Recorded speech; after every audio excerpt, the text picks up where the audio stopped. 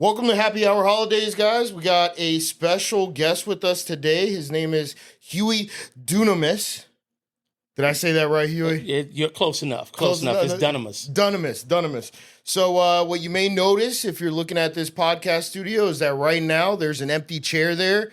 You know, Manny couldn't make it today. You know, he's pretty much tied down with the new infant. So, we miss you, Manny, but we have Huey, who is the Vice President of Community-Based Programs with Metropolitan Ministries. He's the Vice President of the Vice President of Education for the Hurd Foundation, hurdfoundation.org, spelled HEARD.org, foundations.org. And he's also got a master's in public administration from Strayer University. And I think you also went to Memphis University as well? No. Central State University, but I lived in Memphis. Oh, okay.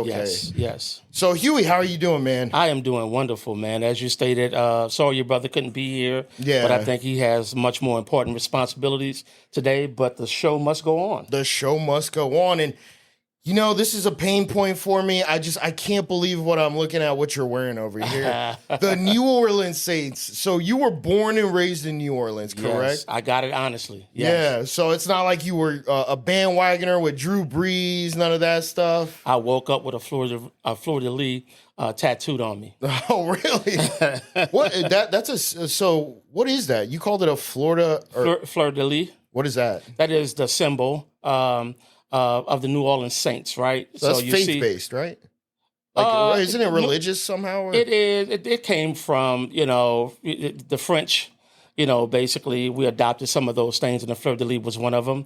That's how you know someone is. I mean, it's become a little bit more popularized by people just loving the symbol, but that you associate it with New Orleans. Okay. And then you grew up and you were showing me on the hurdfoundation.org page a picture of what you said were the projects where you grew up. Absolutely. And it was like 3 or 4 stories high. There was everybody was out on the balcony, kids riding their bikes.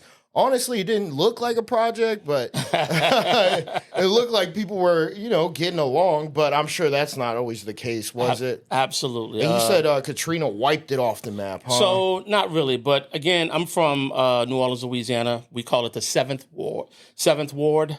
Grew up in the St. Bernard Project. And like you stated, growing up, it really didn't, symbolize the project. You didn't know that you were in it. Yes, there were, some good times back in the 80s. Of course, the 90s. Here come the 90s, late 80s, where, again, drugs, all of those things came into play, and it made it one of the worst projects in New Orleans. However, Katrina happened, and although normally the projects are the most safest place to go when hurricanes or these major disasters happen, during this time with the floods happening and the water rising to above 10 feet, it became a hazard at that point. Some of my family had to be rescued off of the 3rd floor there, and what the local government decided to do was they thought that this was the perfect time to tear down the projects. And if you can remember back when Hurricane Katrina happened, a lot of people were sent to other places to live, and it wasn't a storm that you could recover within, like this recent storm here in Florida. You can't bounce back in a matter of months. There, it took years. For my mom, although at this time when Hurricane Katrina happened, she had moved out of the projects. It took her a year and a half to recover and rebuild and get things back on track. So it was really, really a difficult time, for the people of New Orleans, man. And were you living there at that time? No. I've been gone from New Orleans since 17. I graduated high school at 17.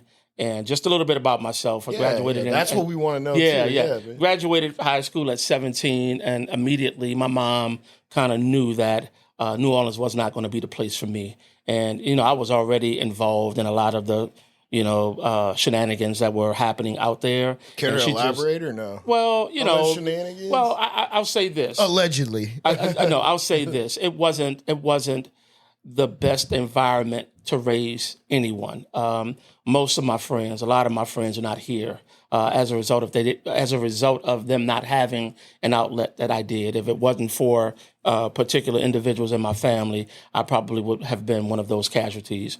But Thaddeus. Yeah, exactly. Thaddeus, my godfather. He christened me. He and I are actually cousins, but because of the age difference and the gap, I look at him as an uncle. And so he kind of took me under his wing. So at 17, I left and went to Los Angeles, California. And then, the saying, you went and from out the skillet into the fire, because Los Angeles wasn't the best place either.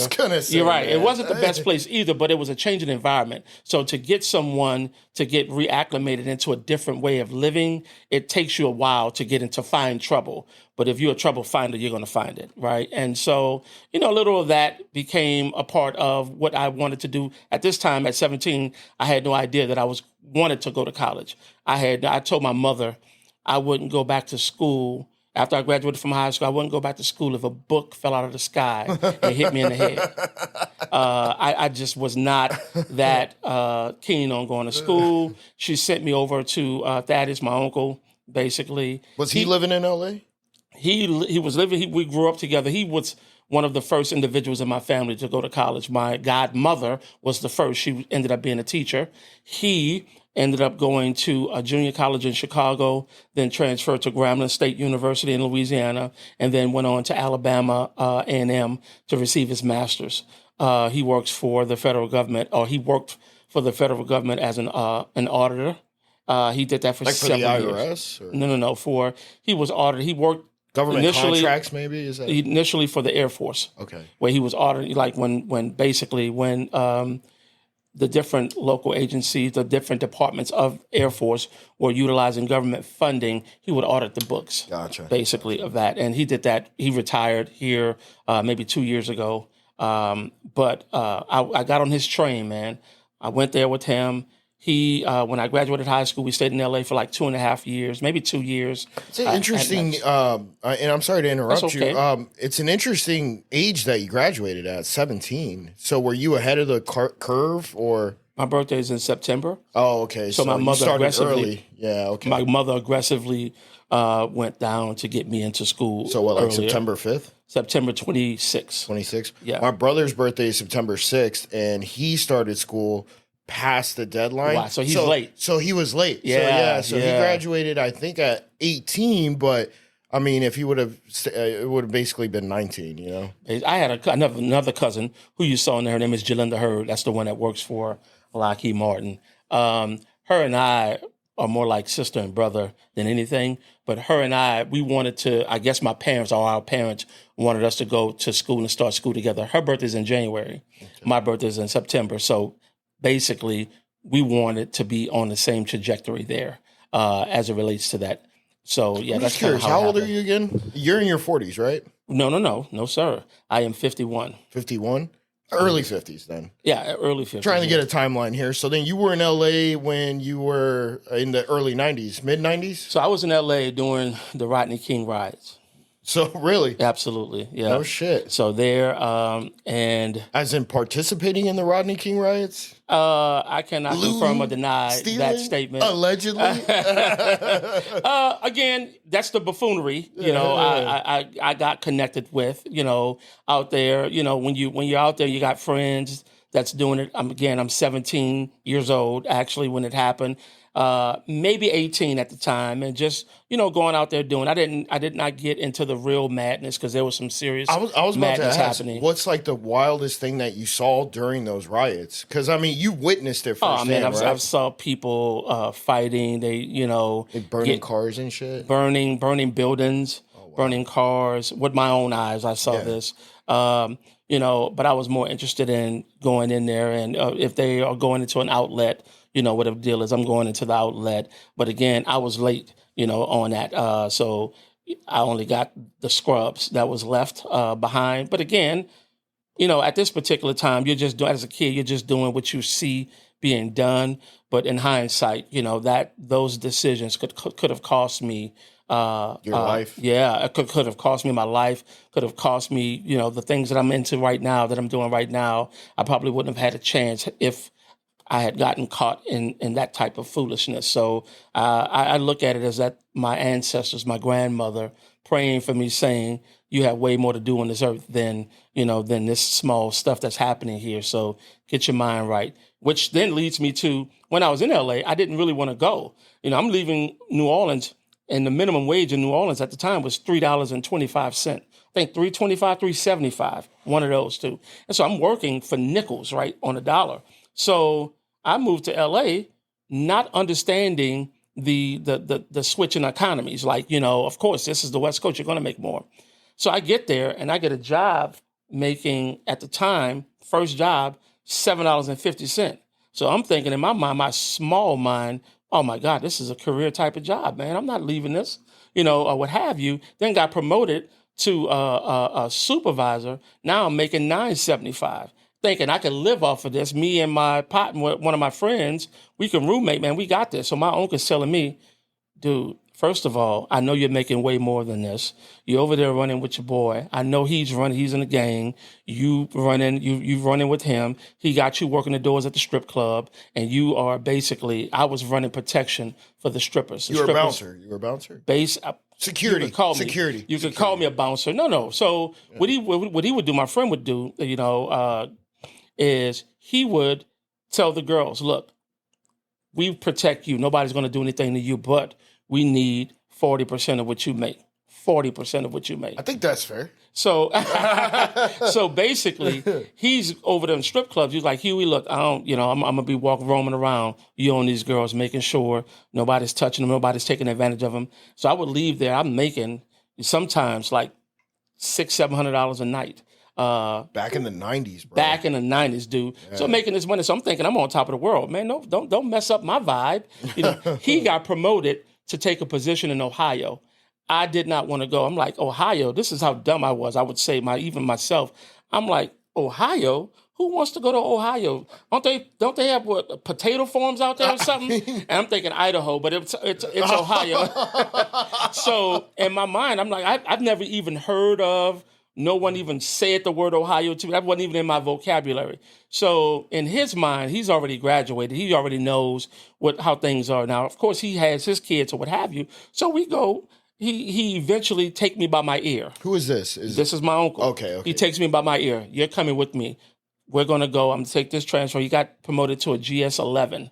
So he was in the military. No. GS, right? He's GS. So GS is not, that's civilian. Ranking. Okay. So basically, we go with him. We drive. The government pays him to drive there, or what have you. We get there. And he eventually convinced me to try college. Now, let me go back for a minute. In LA, he did convince me to try junior college. Just to shut him up, I enrolled in junior college. I would go to class. I wouldn't go to class. I would go to class. I wouldn't go to class. But I was still able to do the work, and he convinced me to do so. Going into Ohio, when we get there, he convinced me to go to an HBCU. So I arrived at this school, all brick. It looked like the project to me. I thought that I was back where I'm familiarized, with the stuff going on there. And it was an HBCU. Had no idea of what HBCU was. I watched the Cosby Show, didn't relate that because I wasn't college bound. That's an African-American college, right? Yeah, historically black college. Yeah, okay. So I get there, man. I'm like, wow, these kids are my age. Wow, this seems like something interesting. Let me give this a break. And within a year's time, I met who ended up being my first wife. And she was phenomenal in terms of, her education. She knew where she wanted to go. And of course, you can't negate, everything else associated with her at that time I was interested in. And so I got on her coattail. She had an academic scholarship. She said, look, you started school late. On my way to school one day, I'm driving in the snow, never driven in the snow before. I hit Maxine Waters' son. No shit. Got into a bad accident. hit Do you know Maxine Waters? Yeah. So you didn't hit like her son walking across. No, he was in a car. Oh, okay. We had an accident, and I'm bro. I'm in the snow, about to get frostbitten, just frostbite because it's so cold there, what have you. So I had to drop out that quarter. That was in the spring. So I started school late. Ended up meeting when I got there, meeting my first wife. Did you already have a program that you were planning on? A curriculum that you no were idea, or were you just taking humanities electives? Just taking electives. Yeah. Okay. Right. And so I meet her. She's got a scholarship, principal scholarship there, academic scholarship, I should say.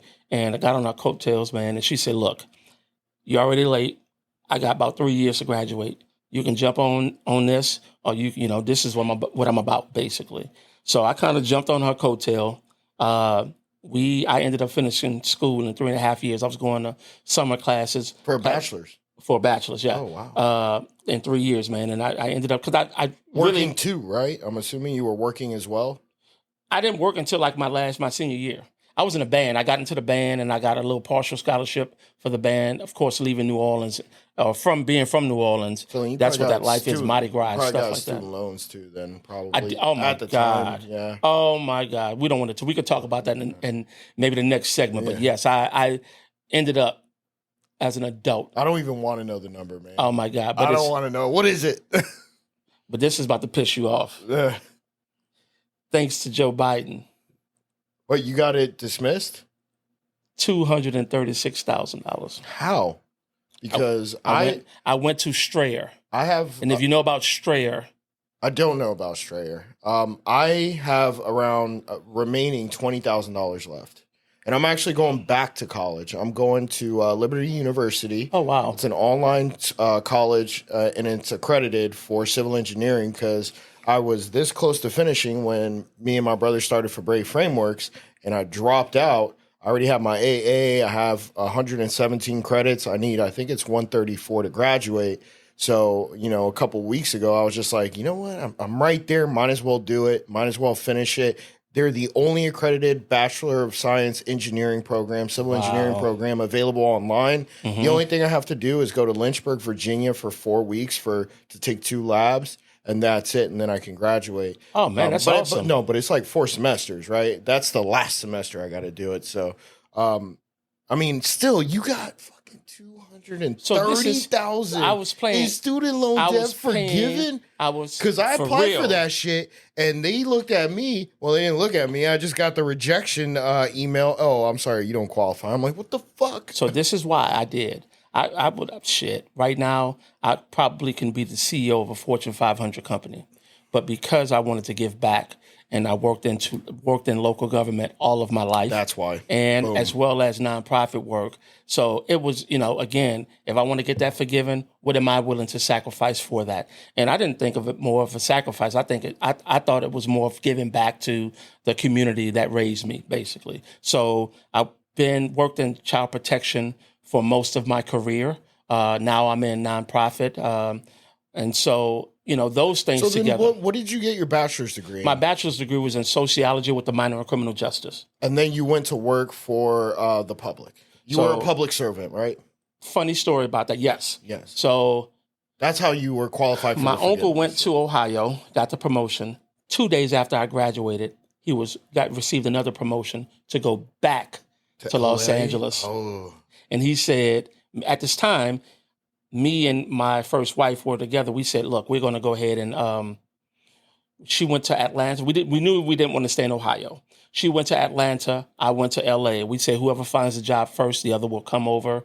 I went to L.A. Oh, so y'all were separated in terms of distance. But we're still together. But definitely. Still together. Okay. So she went there. I got on first. I got accepted with the Department of Children Services, Children and Family Services in Los Angeles. That's where I began my career. Actually, I had to cross the picket line when I began my career there. Was a wonderful experience, man. So they were on strike, is what you're saying? They were on strike during the time where I got hired. And so I had to walk kind of over the picket line. That was fortuitous for you. Right. But when you think about it, they probably hated your fucking guts. They probably did hate my guts at the time, but I'm so glad I began to get a part of it because it was Teamsters that were the union there. And so what happened was they did strike. They got what they wanted. And those individuals that I came up with, that I started with, man, are doing so well. They're doing so well. I didn't really align where I was with the cost of living, things of that nature. Those individuals are doing so well, so successful in a monetary standpoint.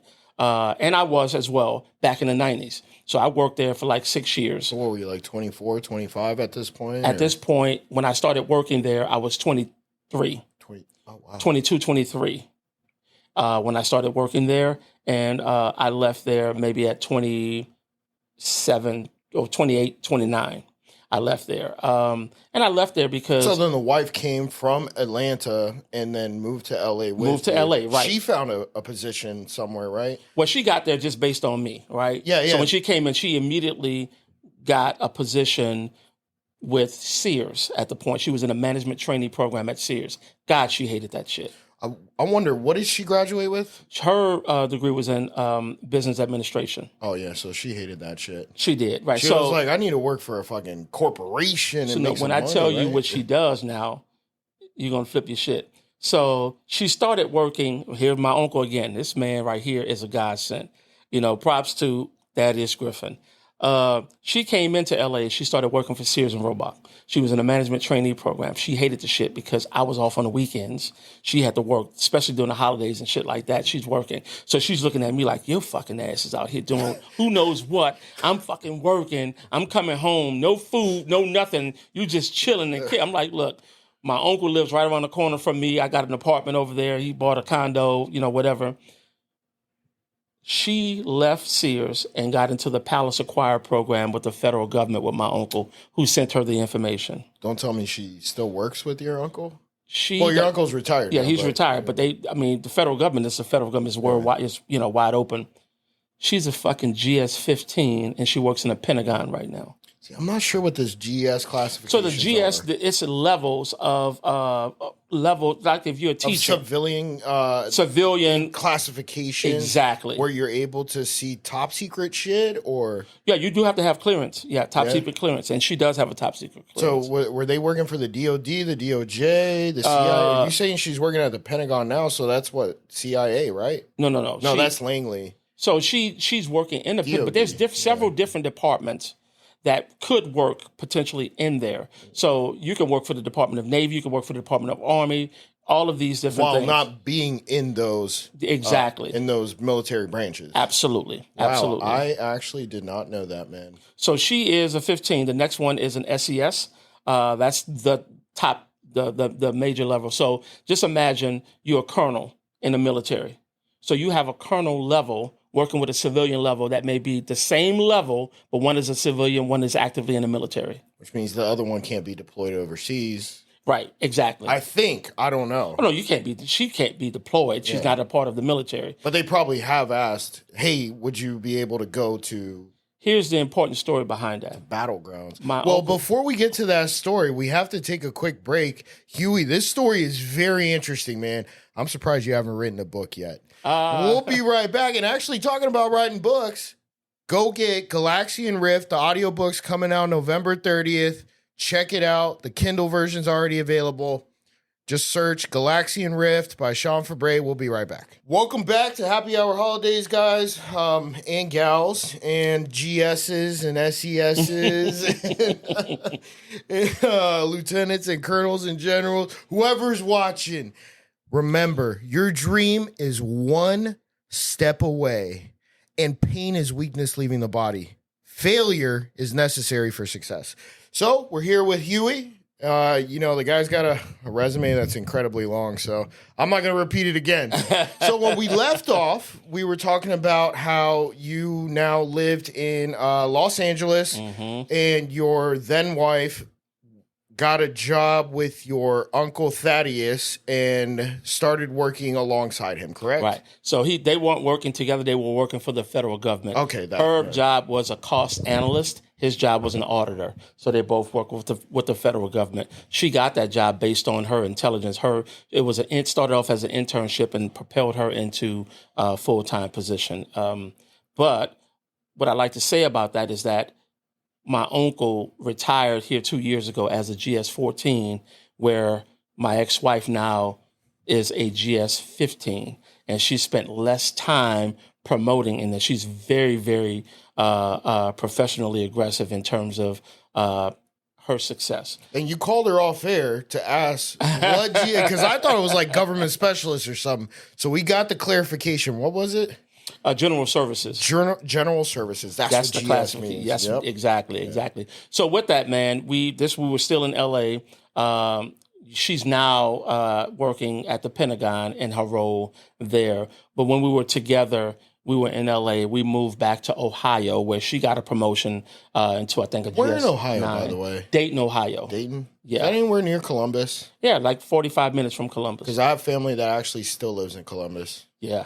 So shout out to Ajos. That's their last name. AHO. I'll say this: Ohio was Sucks. a great. It was Ohio. a great stop, man. I think that I needed that. I needed that to kind of develop the foundation dingy, of me. Though it was dingy. The clouds were always overhead. I mean, how many sunny days did you have in Ohio? We did, but you had the seasons. Well, don't you want to see the sun? That's valuable. The blue sky. You had some of that. You had some of it, but not for a long period of time. No. And I knew I didn't want to stay there forever. So we, from California, we moved back to Ohio, her and I. Dayton, Ohio. And then she was working at Wright-Patterson. But again, this is me, coming in. I started working for Children's Services in Ohio. Yeah, because you had to leave your position. Yep, and she got promoted there, and I did that. But shortly thereafter, her and I divorced. And I was in a transition period. Why did you guys divorce? If you don't want to get into it, you don't have to. Again, I was young, and I had an untrained mind. And again. Because this could be a lesson for a lot of young people. Absolutely. So, as I stated, my first wife, Natasha, was extremely driven, very driven. And I was too, right? And so those things together can be a bit difficult in terms of my view of raising a family. And so that was kind of difficult for me. We couldn't both be competing for that at the same time and trying to raise a family. But I did not know how to communicate that. I did not know how to bring that home. And again, I didn't want to dim her light. As I stated, she's a GS15 now. So anything I would have done, even constructively, would have dimmed that light. And, there's a lot of opportunity for you to look at, compromise, but I was unwilling to compromise at that point. How old were you then? At this point, I was 25, maybe at this point. And again, unorganized thoughts where and again, this is nobody's fault in terms of my uncle or no one like this. I'm a man at this point. I should be able to make calculated decisions and good decisions, but it didn't work out. And, again. Any advice you would give the youngsters out there? What I would do is. That may be facing a similar situation? Picking a wife is the second most important decision of your whole life. What's number one?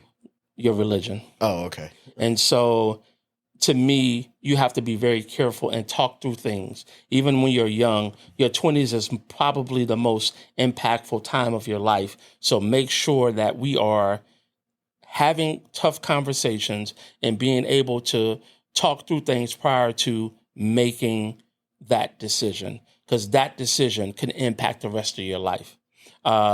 Thank God her and I were able to co-parent, and now we have Huey Jr., right, who's now in law school. Yes, you didn't tell me that. He's the bomb, man. I love this guy. This is a young man that's totally not allowing his 20s to pass him by. And I kept telling him in his 20s, you have the most of your energy, most of your motivation at this time. Don't waste that, because what I was doing in my 20s was using that time to go out and hang out. I was making the most money I've had at that time than I had ever made. I mean, you weren't a slacker in your 20s, man. either, I'm making like between $60,000 and $75,000 in the 90s, right? And I'm going.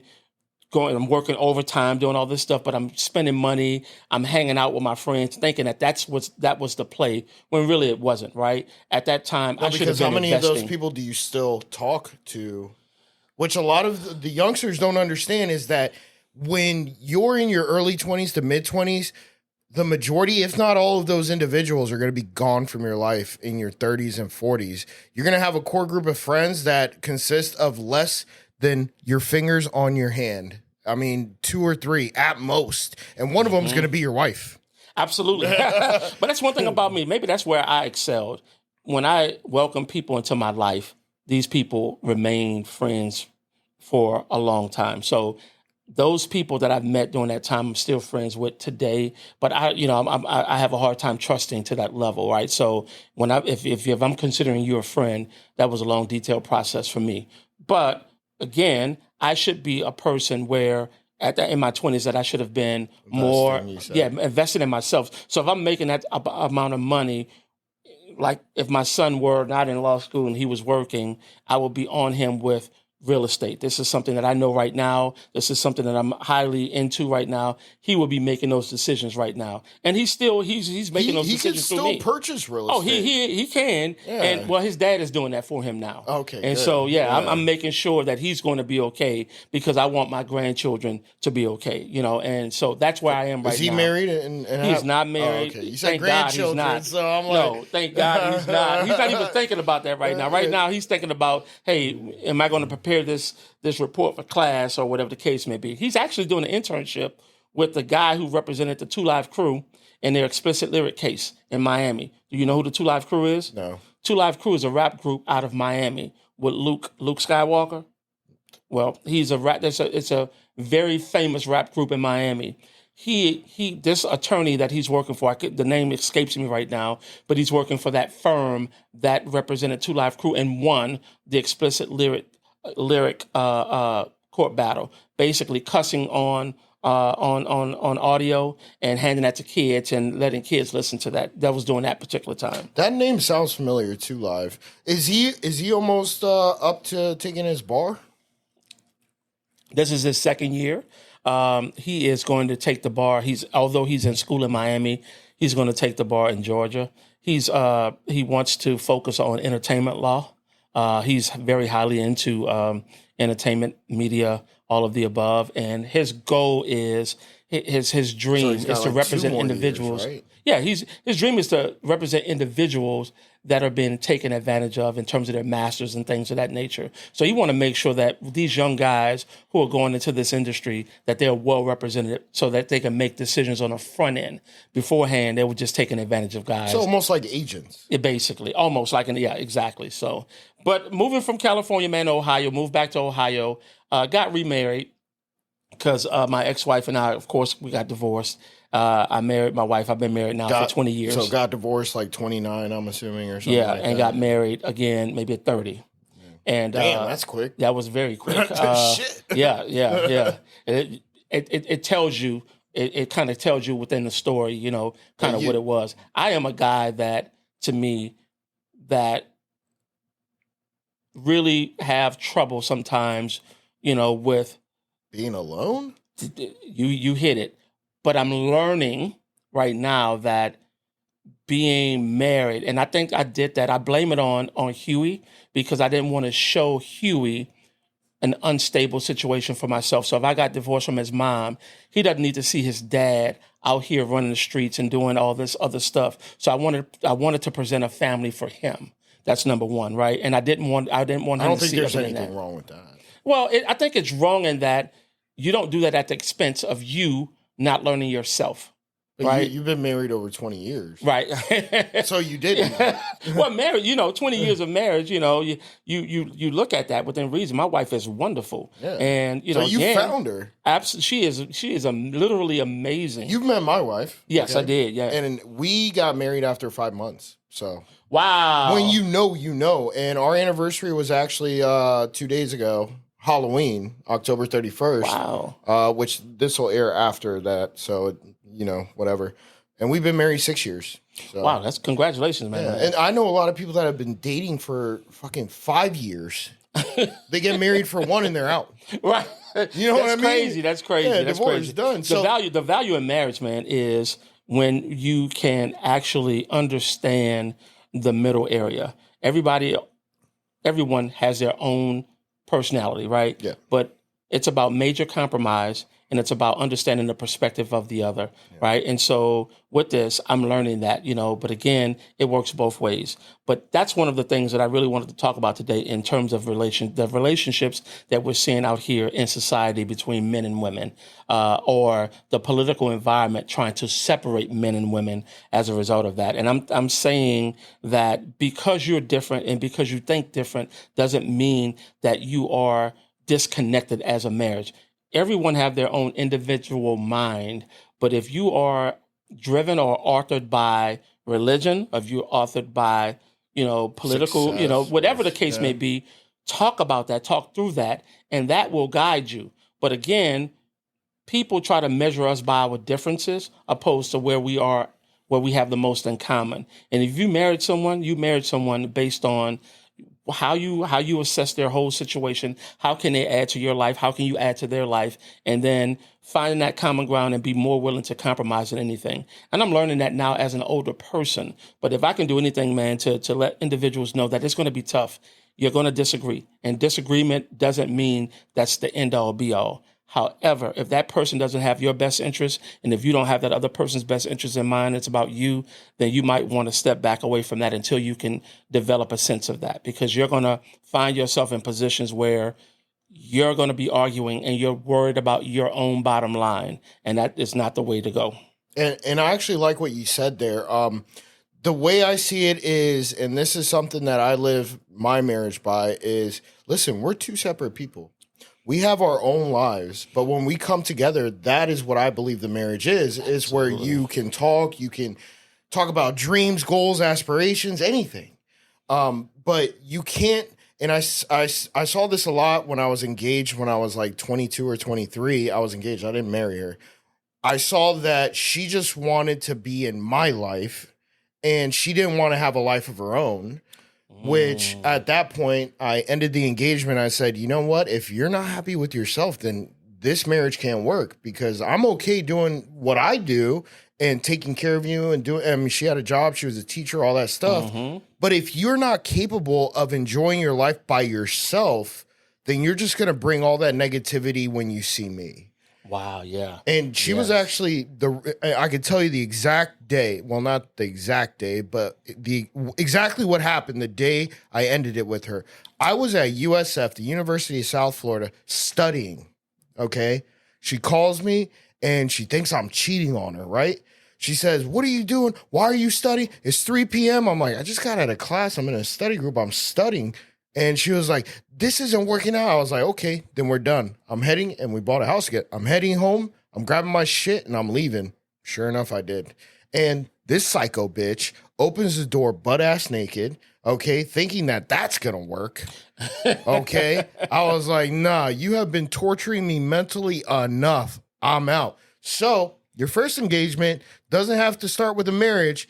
It could end before you have to go through the trouble of a divorce and all that stuff. You are absolutely right, man. But it was your emotional intelligence that drove you to that, right? I was just fed up, man. But my thing, but you used it. You understood where you were, bro. And I think that young men don't understand what my first wife gave to me and when she was a part of my life. I had never seen. I was with someone that I thought was at a higher level than I was, because I wasn't supposed to go to school. I didn't want school. That wasn't something I wanted. I really wanted to go to the military. I took the test, the physical, the ASVAB, the passive ASVAB, but took the physical, and I have partial vision in my left eye, so I couldn't pass the physical. Oh wow! That's why I didn't get into the military, right? And so with that, me going to school was something I thought about after. It was an afterthought. But then getting there and understanding what that was, I felt as though I was I was grateful for what had happened and what she had done to me or done for me in my life. And I thought that was just the next progression without having those conversations. But you must have those tough conversations like what you had, right? Because you could have realistically said, come on, babe, that's not what I'm doing. This is what's going on. But you were fed up. You say, you know what, look, I can't deal with this. It wasn't the first instance. But I understand. I understand. But again, you being a good guy, right? And you're being raised, because my thoughts were, if you're a good guy, you do what's right. You don't leave someone. You don't do that. You don't do any of that. But that's, to me, that's the wrong way to think. You can be a good guy, but still make the right decisions For yourself. Exactly. And you have to be able to do that. And so now when you introduce children into that factor, then it's become even more difficult because now you're dealing with other lives that are involved. At the end of the day, based on where I come from and where I am today, I believe and I view my life as a success, and it's a blessing, because coming from where I came from, it shouldn't be this way for me. It should not be this way for me. Actually, and it shouldn't be this way for me is not a good mentality to have, though. It can be this way for anybody. As long as they find a good mentor. That's really what it was. Absolutely. Because if it wasn't for Thaddeus Griffin... Oh, you better believe it. Bro. You better believe. If it wasn't for Thaddeus Griffin, I don't know where the hell I would be right now. I mean, shit. I don't know where. I owe it. Even if you would be right now, That man took a chance on me. This man had his own family. He didn't have to do that. He did not. No. But see, the way my family is, man, my grandmother, oh my God, Elmira Hurd, oh my God, that woman. We have something that's called a round table. If you looked at my website, there's a round table. That's symbolized in my family that every weekend, all of her children, my grandmother had 12 children. Whoa. All of her children, all the women at that round table would get together. Grandma still alive? My grandmother passed. She passed a year after Katrina. Rest in peace. Yes, rest in peace, Grandma. Love you. But she put the foundation together. We would all corral around that round table, at least the adults would, around that round table on the weekend. And our family members were our best friends. We have, although my cousin is my cousin, her name is Yolanda Hurd. I don't really make too many life decisions without collaborating with her or talking through it with her. This sounds like a mastermind group almost. Oh my, it is. Have you heard of it? Yeah, okay, yeah. I don't make decisions, without calling my parent my own. So my uncle, I call him Paran. Paran is kind of Creole in terms of godfather. Oh, okay, Creole. Paran, yeah, it's Creole. So, say that one more time. Paran? Paran, yeah. Paran. So I don't really make decisions, lifelong decisions without clearing it with them. We talk through those things. As you should. And so, man, that we're so close knit. Now, Jolinda's mom and my mom are sisters, right? So Jolinda and Tiffany Hurd are more like my sisters, and Tasha Hurd, they are more like my sisters. And I have a biological sister. Love my sister to death, but I feel as though I'm more like a father to my sister and more like a brother and sister relationship with my cousins. But that's just the foundation that my grandmother laid, and we are continuing that right now. We have a different, of course, everything transitions. I was about to ask, do you guys still do that, the round table? We don't do the round table when we get together. This foundation is my generation's. Well, you can still call. Well, right? Oh my God, yes, absolutely. Yeah. So the foundation that we have there is this generation's rendition of the togetherness that we want to represent. So now that we've gone to school and we've gotten our degrees, what will our legacy be? And you're in the mid-30s at this point. At this point, when we did the foundation, probably late 30s. Late 30s. We've been around for maybe 10 years, possibly. So we developed that and wanted to give back to the community and also get tax breaks. Of course. Absolutely. Take advantage, but more so, if other people are doing understanding that people gave us a chance, and we elevated from out of these circumstances, and we wanted to give back to the community, man. So we got together, man, and we developed this foundation, and we are a living, breathing entity that's willing to give back, that's willing to say, you know what, look, we want to take from what we have to be able to invest in the community in which we serve. And so, to me, that is just an awesome idea with this family, because once we are dead and gone, like Huey Jr., he's mandated to follow this through. Mandated. He is mandated. He's mandated. That's one thing about me, so man. You got to trust. Oh, this guy is mandated to follow this through. And I want him to be that voice, right? And not just him. We have plenty of cousins. We want them to rise to the occasion as well. And they are. So we want to be able to have them either carry this forward or start thinking about what their legacy is going to be, right? what they're going to do with this family. My grandmother laid the foundation. A lot of what she did was for the church, right? We had a booster club, or we have a booster club where we raise money for the church, our community church that's out there, and we do that. Still in New Orleans? Still in New Orleans right now. Oh, wow. That was my mother's and my grandmother's children's legacy. That was their legacy. The foundation is our legacy, right? We're starting to have family reunions and things of that nature, man. And so it's been a huge blessing what has happened and occurred within this family, and I absolutely love it. But the thing that I want to leave the audience with this is, family is important, right? But I want to preface that with your nuclear family and your extended family, right? Understanding that the order in which God, and this is the first time I mentioned God on this podcast, but glory be to God for where I am right now, is that you leave your parents and cleave to your wife, right? Whatever you and your wife create together is your nuclear family, your children. And then from that, you have your extended family.